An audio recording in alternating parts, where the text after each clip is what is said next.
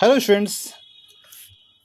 आज हम class 8 science के chapter microorganisms friends and foe के कुछ इंपॉर्टेंट टर्म्स पढ़ने वाले हैं, जैसे microorganisms, nitrogen cycle, nitrogen fixation, pasteurisation, pathogen, preservation, protozoa, right, rhizobium, vaccine, virus और ईश। तो हम पहले पढ़ने वाले हैं माइक्रो ऑर्गेनिजम्स क्या होता है, राइट। आते हैं तो माइक्रो ऑर्गेनिजम्स। देखिए, microorganisms are very tiny living organisms that can not be seen with naked eyes, they can only be seen with a microscope. Microorganisms बहुत छोटे और बहुत सूक्ष्म जीव होते हैं जिन्हें हम खुली आंखों से देख नहीं सकते। इन्हें देखने के लिए हमें चाहिए क्या? माइक्रोस्कोप। बिना इसके हम इसके देख नहीं सकते। ओके, जैसे एग्जांपल में है इसके bacteria, virus, protozoa, algae, fungi. Okay, some microorganisms help in making food like curd and bread, but some also cause disease. कुछ ऐसे माइक्रोऑर्गेनिजम्स होते हैं जिनके हेल्प से बहुत से हमारे खाने में हेल्प होता है, जैसे देखिए कर्ड है, ब्रेड है। बिना लैक्टोबैसिलस से कर्ड बनेगा ही नहीं,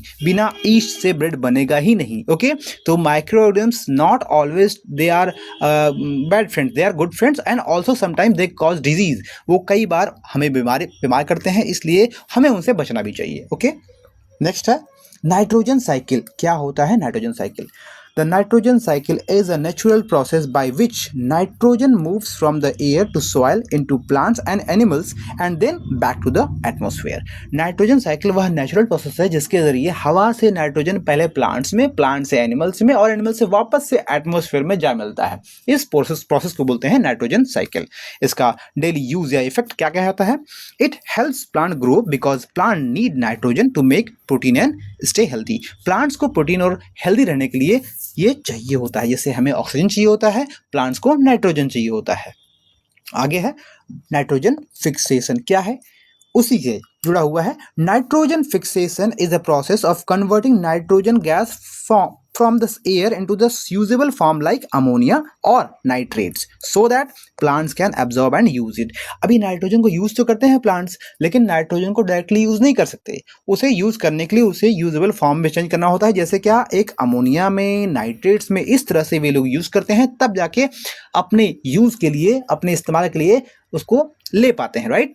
इसका डेली लाइफ यूज या इफेक्ट क्या है? It increase soil fertility and helps farmer grow better crops. Soil की उर्वरकता को, उसकी फर्टिलिटी को, उसके क्वालिटी को बढ़ाता है ताकि क्रॉप्स बहुत अच्छे से उग सकें। ओके, आते हैं। अगला है पैस्चुराइजेशन। क्या होता है पैस्चुराइजेशन?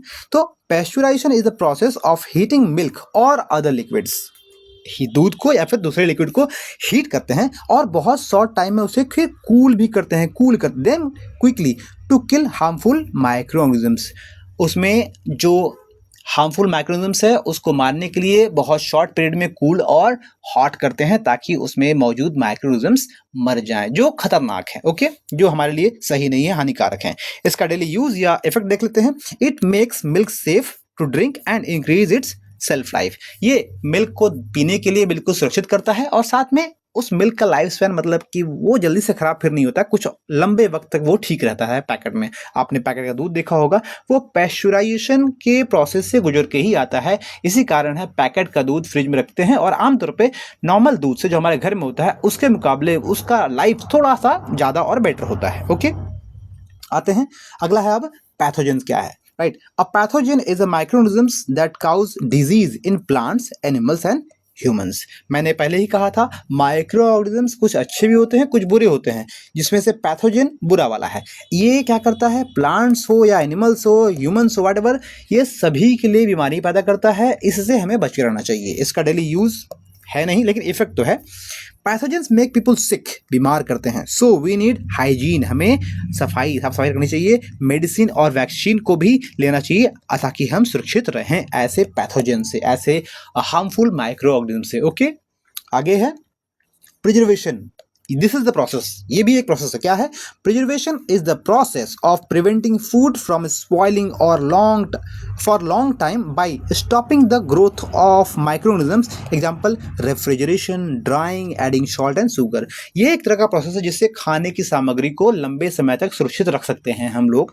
देखिए पैकेट्स में जो चीज़ें आती हैं, बिस्किट्स हैं या फिर बहुत सी चीज़ें बच्चों के लिए, चॉकलेट्स आते हैं, इन चाहे ठंडा हो चाहे कुछ भी हो, दुकान में जो मिलने वाला जो भी पैकेट सामान है सब में प्रिजर्वेशन का यूज़ होता है। प्रिजर्वेशन के रूप में चाहिए या उसको रेफ्रिजरेशन ठंडा कर दिया जाए या फिर उसको बिल्कुल सुखा दिया जाए या फिर उसमें सॉल्ट या शुगर जोड़ा जाए, उस तरह से ऐड करके उसको उसके लाइफ स्पैन को बढ़ाते हैं। जैसे पैस्चराइजेशन करके दूध की लाइफ स्पैन बढ़ाते हैं, उसी प्रकार से प्रिजर्वेशन की मदद से हम किसी दूसरे फूड यानी कि खाद्य सामग्री की लाइफ स्पैन को बढ़ाते हैं ताकि वह 2-3 महीना पैकेट के अंदर, पैकेट के बाहर नहीं, पैकेट के अंदर जब तक है तब तक 2-3 महीना, 4 महीना, 6 महीना, कुछ चीज़ें ऐसी होती हैं जो उससे भी अधिक वक्त तक बिल्कुल सही रहती हैं, जल्दी से खराब नहीं होती हैं।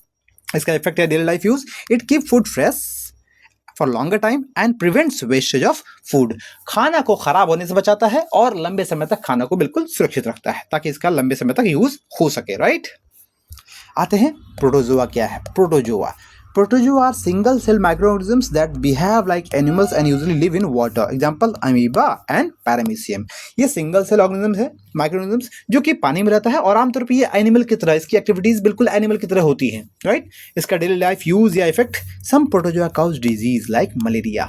मलेरिया नाम की बीमारी है जो अच्छी बीमारी नहीं है, बहुत बुरी बीमारी है। ये आमतौर पे प्रोटोजोआ से होता है, इसलिए हमें प्रोटोजोआ से भी बच के रहना चाहिए, ओके। आगे हैं राइजोबियम। What is rhizobium? क्या होता है? Rhizobium is a type of bacteria that lives in the root nodules of leguminous plant and help in nitrogen fixation, right? Rhizobium क्या है? एक तरह का बैक्टीरिया है जो आमतौर पे दलहन नूडल्स के दलहन प्लांट्स के रूट्स में रहता है, जड़ों में रहता है और वहीं पर वो नाइट्रोजन गैस को एयर से डायरेक्टली लेकर के उसको अमोनिया या नाइट्रेट में चेंज करता है ताकि वह प्लांट उसको यूज़ कर सके। इसका मेन काम यही है, राइट।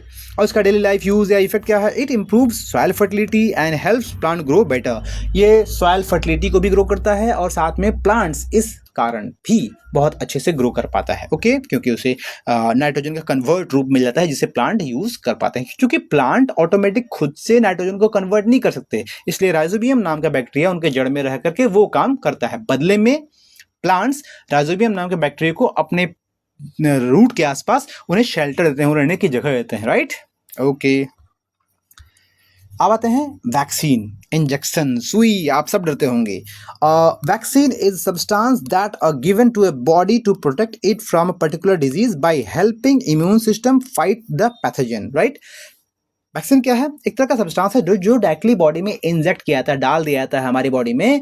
बच्चों को, बड़ों को, कई बार कोरोना के लिए, चाहे पोलियो के लिए, ऐसी कई बीमारी के लिए जो लाइलाज होती हैं। एक बार हो गई तो फिर उसका इलाज बहुत मुश्किल है। ऐसे बीमारियों के इलाज के लिए हमें वैक्सीन दे दी जाती है ताकि वो वैक्सीन पड़ने के बाद उस बीमारी का कोई होने के चांस ना हो। आपने सुना होगा 2 बूंद जिंदगी की।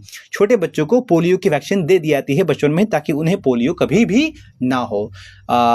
अगर आपने पढ़ा होगा या सुना होगा तो एक वक्त था जब इंडिया में पोलियो काफ़ी बड़ी मात्रा में बहुत से लोगों को होता था। इसके बाद लंबे समय से भारत सरकार ने इस पर काम किया और करते करते करते और आज की तारीख में पोलियो के ना के बराबर, शायद एकदम नहीं ही, उसकी डिजीज़ या उसके रोगी रह गए हैं इंडिया में, ओके। आज भी छोटे बच्चे जैसे ही पैदा होते हैं, पैदा होने के कुछ ही समय, कुछ ही दिन में उन्हें पोलियो की 2 बूंद पिला दिया जाता है या फिर उन्हें इंजेक्शन, उनके वैक्सीन दे दिया जाता है, ओके। आते हैं वायरस। वायरस क्या है? What is virus? वायरस सुन के ही डर लगता है ना। A virus is extremely tiny microorganisms that can only reproduce inside the cell of a living organisms. Virus क्या है? एक तरह का बहुत बहुत बहुत छोटा माइक्रो ऑर्गेनिजम्स है जो आमतौर पे लिविंग ऑर्गेनिजम्स मतलब जीवित प्राणियों के बॉडी के अंदर ही पनपता है। बाहर वह मृत की तरह रहता है, मरे हुए की तरह, कोई एक्टिविटी नहीं। लेकिन जैसे ही किसी लिविंग बीइंग के बॉडी के कांटेक्ट में आएगा वो जीवित हो जाता है, बिल्कुल जिंदा बिहेव करता है, okay. And often cause disease, और इससे बीमारियां भी होती हैं, ओके। डेली यूज वायरस से कई बार बहुत खतरनाक बीमारी भी होती हैं और जनरल बीमारी भी होती है, जैसे सर्दी बहुत जनरल बीमारी है, बहुत खतरनाक नहीं है। लेकिन अभी हाल ही में गया, आपने सुना होगा, कोरोना नाम का बीमारी आई थी, कोरोना, जिसमें फिर वैक्सीन दिया गया और फिलहाल अभी तो नहीं है। लेकिन हाँ, वो भी वायरस से हुआ था। ओके, वायरस क्या है? Virus cause many disease, so vaccination and hygiene are important. तो वायरस से बचने के लिए हमें वैक्सीनेशन चाहिए या बहुत हाइजीन, साफ सफाई, बिल्कुल साफ सफाई से अगर रहें तो वायरस हो या पैथोजेंस हो, इन तरह के हार्मफुल माइक्रोऑर्गेनिज्म से हम अपने आप को बचा सकते हैं। ओके, लास्ट है बट नॉट लीस्ट, वो कहते हैं east. Wow, that's good rhyming. Okay, east क्या है? Yeast is a single cell fungus used in baking and fermentation. It helps making bread, cake and alcohol. ये क्या है? ये एक सिंगल सेल फंगस है जिसका यूज बेकिंग में या फर्मेंटेशन में किया जाता है, जैसे ब्रेड में, केक्स में, अल्कोहल बनाने में इसका यूज होता है। बिना ईस्ट के ब्रेड या आपका जो पावरोटी है या आपका जो केक है वो फ्लफी नहीं होगा, फूलेगा नहीं। जो बिल्कुल बहुत हम लोग चाव मजे से खाते हैं केक को ना, जो फ्लफी होता है, उसके अंदर एयर बबल्स होते हैं बहुत सारे। इसका डेली लाइफ यूज क्या है ना? Yeast help dough rise and it use to bake bread and cakes. Cakes या ब्रेड को इसको फूलने में, काफी बड़ा होने में, उसको काफी फ्लफी होने में हेल्प करता है। ये हो गया ईस्ट का यूज। ओके, चलिए, थैंक यू। अगर आपको ये वीडियो अच्छा लगा हो तो please like, subscribe and share. मिलते हैं फिर बहुत जल्दी। Thank you.